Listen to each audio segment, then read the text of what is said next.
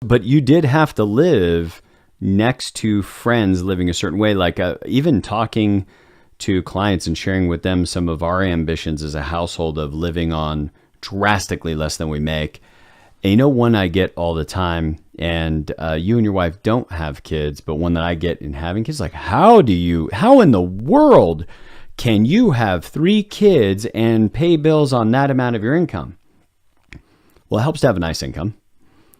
But the second thing is, it's like, I think what our listeners can forget about is, like, look around the world. Look around our country, period. The average household income is $45,000. The average household has 2 kids. Like, people figure it out. They make compromises. Some they maybe wish they didn't have to make, but that all we have to do is set a strategy for what lifestyle we're willing to live and be okay that other people making the same amounts of income are going to buy a Tesla, are going to buy the bigger house, are going to go on the bigger, badder vacations. And one thing that's shown up for me, and I first got exposed to this concept by a guy who was a mentor of mine for years, a gentleman named Kelly Kidwell, and he came up with this. I just remember we were having lunch one day, and he brought up this thing that when you have kids as a dad, you'll see that this dad coaches all the sports. And then you see that this dad, he is so good at taking care of his wife's concerns. And then this dad is really good at helping kids with homework. And the list goes on of all the dads and how good they are at different stuff. But in our mind, we don't separate them. We instead ended up with this super dad that just really knows everything. And unfortunately, that's who we compare ourselves to. And I think social media has done something similar. And maybe I would even contend it may have been much easier for you pre-Facebook, pre-Instagram, because now it's like, yes, maybe we have one friend that bought a nice car. Then we have another friend that takes amazing vacations. And then we have another friend who has a boat, and we have another friend. And we're not really making the distinction that they don't all have all of those things.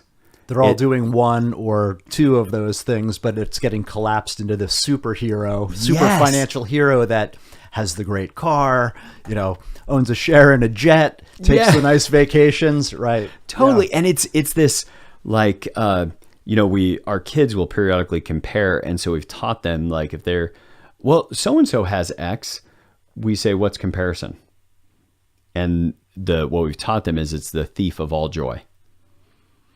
But there is this comparison trap that draws our consumption levels higher than we would have chosen if we had been in a vacuum. Mm-hmm.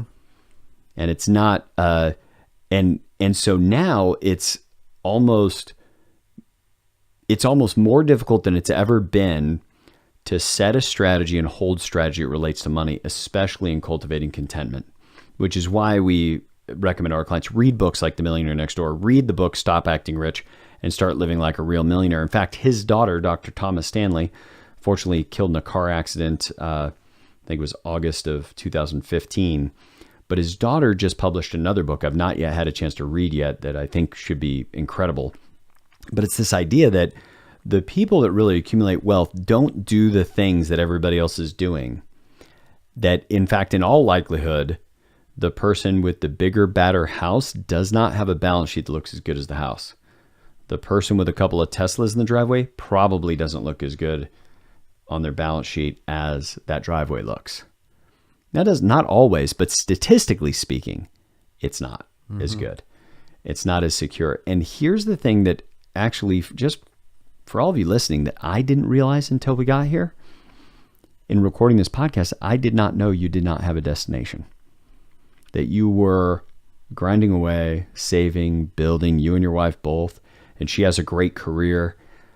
But you guys were just continuing to store away money without that strategy and destination. And I can't say how often when I speak to a group or when I talk to somebody, I say, what is the amount of capital at work that's required for you to be at definite financial independence? They don't know. And they don't know because, look around, nobody teaches it.